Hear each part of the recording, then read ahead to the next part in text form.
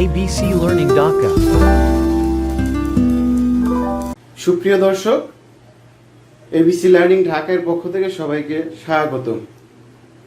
আমরা আজকের পর্ব শুরু করার পূর্বেই চলুন একটু দেখে নেই বিগত পর্বে আমরা কি নিয়ে আলোচনা করছিলাম। Dear viewers, in the last part or in the last session we saw a level of assurances or type of assurance that the auditor can give, and where we saw no assurance, limited assurance, reasonable assurance and absolute assurance or guarantee. And we saw there and we discussed the auditors cannot give you absolute assurance or the guarantee. So the management or the shareholders or the stakeholders of the company can ask you why. So to get that answer we will discuss in details this class, because we could not answer the question why the auditor cannot give guarantee in last part. That's why we are discussing today why the auditor cannot give guarantee. Rather, the auditor can give the reasonable assurance for audit work and limited assurance for some review work and some compilation work. Auditor can give no assurance. Sometimes it is also called a kind of assurance. সুপ্রিয় দর্শকবৃন্দ, তাহলে চলুন শুরু করে আজকের পর্ব। তার পূর্বে আপনি যদি নতুন ভিউয়ার হন তাহলে অবশ্যই চ্যানেলটি সাবস্ক্রাইব করে নিন, যাতে নতুন ভিডিও রিলিজ হওয়ার সাথে সাথে আপনি নোটিফিকেশন পান। শেয়ার করুন যাতে আপনার বন্ধু, আপনার প্রিয়জন ভিডিওটি দেখতে পায়, এবং লাইক কমেন্ট দিয়ে আমাকে জানান যাতে আপনাদের মতামতের উপর ভিত্তি করে আমরা ভিডিও তৈরি করতে পারি। তাহলে চলুন শুরু করি আমাদের আজকের পর্ব। Dear viewers, thank you everybody for watching this video. Actually, this is a very challenging moment for me, because I am taking the challenge to make you understand why the auditor does not give guarantee.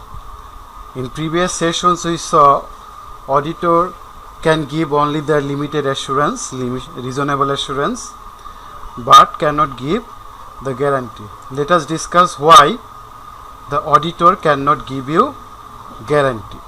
You see the picture over here, the man is very much surprised. Can the auditor give guarantee? Because he cannot believe whether the auditor can give guarantee or not. So before going to answer this question, let us discuss from another perspective. If I ask you, can a doctor give a guarantee to live for 100 years? Can an architect give guarantee that the building will last for 500 years? Or can a car manufacturer give a guarantee that there will be no trouble in the car for next 50 years? I think your answer will be no, because nobody actually in the world can give you guarantee. Similarly, the auditor cannot give you guarantee. So the management, the shareholders or the stakeholders can make a question: we are paying you, the auditor has the expertise, the auditor has the sufficient knowledge regarding how to audit, so why the auditor cannot give guarantee? Actually, the auditors cannot give you guarantee because of some limitations. Of them, inherent limitation is very important. Now let me discuss what is inherent limitation. Inherent limitation is a kind of limitation that cannot be changed overnight.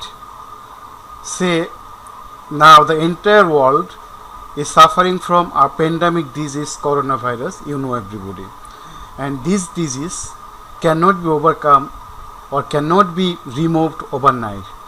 This is called inherent limitation. Or the accounting system is complex. This is inherent limitation. There is a downturn in the economy.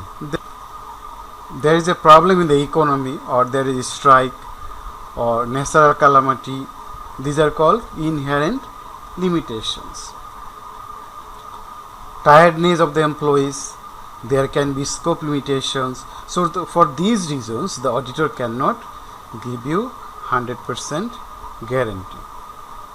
So let me discuss some situations what can be the inherent limitations. So you see the picture, husband and wife sleeping, and I think husband is snorting and wife cannot sleep properly.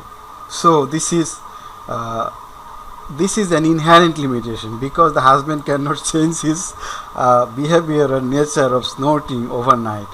This is inherent limitation. So due to the inherent limitations of audit, auditors are only able to offer reasonable assurance over the truth and fairness of the financial statements rather than absolute assurance. So let me discuss more inherent limitations. Another one is use of professional judgment. Audit involves the use of professional judgment in the identification of audit risk, selection of appropriate audit procedures, and the interpretation of the audit evidence. Although auditing standards provide guidelines to assist auditors in forming sound professional judgments, it is inevitable that an auditor may at times misjudge a situation, which may cause auditor to overlook a misstatement in the financial statement. So we see here there are some guidelines, or there are some standards which are set by the International Standards on Auditing or Bangladesh Standards on Auditing, but all the standards cannot be used everywhere. That's why if the auditor misinterprets anything, then this is called the misuse of professional judgment. If you see this picture, you see there are many lines crossing or going in different way. Now the big question for the auditor or for the professional judgment on which way should I go, right? That's why due to the lack of professional judgment, or due to the misuse of professional judgment, auditors sometimes fail to give 100% assurance. Another reason can be use of sampling. Audit work is done only for 1 month or 2 months, not all the year round. That's why auditor is dependent on some sampling techniques. And everybody, sampling is not always 100% perfect, and it cannot be given you substantive testing, right? One is census, another one is sampling. If you do the census, you will get the accurate result, but for getting this census result, it is time consuming. That's why the auditor sometimes depends on sampling, and sampling data can never be 100% accurate. That's why you see the picture, auditor is taking some samples, and based on that samples, audit report or audit opinion is given. That's why auditor cannot say the audit report is 100% accurate. Another reason can be management representation. This is the big challenge for the auditors. Usually we take some information from third party or from external parties. Sometimes we depend to the management for collecting data. This is particularly the case in matters that involve the use of judgment by the management, as it is usually difficult to corroborate management representations about the appropriateness of judgment with external evidence. So I am getting some information from the management which can be different from the external sources. That's why we sometimes depend, or sometimes we take information from the management system which can be different and which can be tempered. That's why auditor cannot give you the guarantee. Another reason is risk of fraud. You see, the fraud or the fraudsters are always prepared before the fraud takes place, because they take preparation and they know how to conceal, how to get relief from this fraud. That's why auditors sometimes fail to identify that fraud. So by their very nature, frauds are intended to be concealed by the preparators, and therefore pose a very high risk of remaining undetected by the auditors, even in spite of the application of sound audit methodology or procedures. Even if you follow all the methodologies, procedures, the white collar crimes or the big crimes or the crimes that are generated technologically, auditors fail to detect those fraud. Another reason, important one, time constraints. I told you earlier, audit work is done for 15 days, 1 month or 2 months, not all the year round. That's why auditor takes some sample or do work in time pressure. That's why they cannot give you 100% guarantee, or they cannot collect all the information from the management. That's why time limitation or time constraint is very important obstacle, limitation for the auditor to give guarantee. Another important reason is independence threat. There is a funny picture, don't worry about it, but the situation is not like that, may not be or may be different. Whereas the ethical guidance issued by the IFAC and other professional bodies attempt to minimize the instances of loss of objectivity of the auditors. Certain level of conflicts of interest are inevitable in practice. That means you might have some conflict, battle between the management, the shareholders, between the management and the auditors. That's why you cannot remain 100% independence in many cases, and for that reason auditor fails to give you 100% guarantee for your audit work. Another one is scope limitation.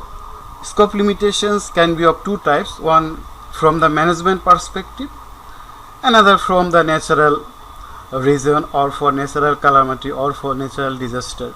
For example, this is a pandemic, corona disease all over the world spreading, so auditor cannot go everywhere because of the scope limitation, because everything is not as usual. That's why auditor cannot go or cannot move freely. It can be the reason for natural calamity or natural disaster.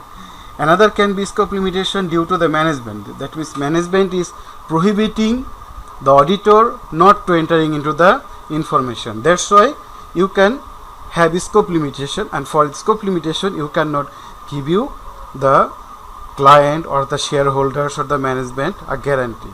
Let me give you another example.